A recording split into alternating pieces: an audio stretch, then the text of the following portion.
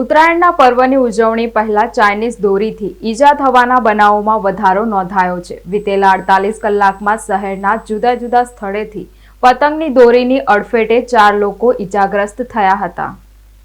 રસ્તેથી પસાર થતા વાહન ચાલકો ચાઇનીઝ દોરીના શિકાર બન્યા છે। વડોદરા શહેરના રાજમાર્ગો પરથી પસાર થતા વાહન ચાલકોમાં અકસ્માતનો ભય સતાવી રહ્યો છે। વિતેલા 48 કલાકમાં શહેરના જુદા જુદા સ્થળેથી પતંગની દોરીની અડફેટે 4 લોકો ઈજાગ્રસ્ત થયા છે। વડોદરા પોલીસ દ્વારા જાહેરનામું પ્રસિદ્ધ કરી ચાઇનીઝ દોરીનું વેચાણ બંધ કરાયું છે। ચાઇનીઝ દોરીના વેચાણ પર પ્રતિબંધ હોવા છતાં પણ શહેરમાં દોરીથી ઈજા થવાના કિસ્સાઓ સાજ હોસ્પિટલમાં નોંધાયા છે। દોરીના કારણે ગળામાં જો ગંભીર ઈજા પહોંચે તો વાહન ચાલકનું મોત થઈ શકે છે। સાજી હોસ્પિટલના ઇન્ચાર્જ આરએમઓએ શહેરીજનોને અપીલ કરી છે।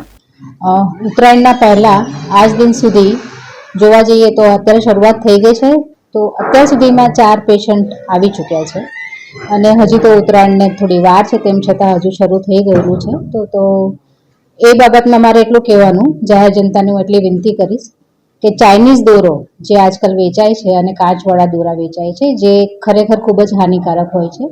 એનો કટ લાગે તો ઘણું ડીપ કટ થઈ શકે છે અને ખાસ કરીને જ્યારે એવા દોરા ગળાની આજુબાજુ વીંટળાય ત્યારે ગંભીર ઈજાઓ થઈ શકે છે। વધુ લોહી વહી જવાના કારણે ઘણીવાર સારવાર દરમિયાન દર્દીનું મોત પણ થઈ શકે છે।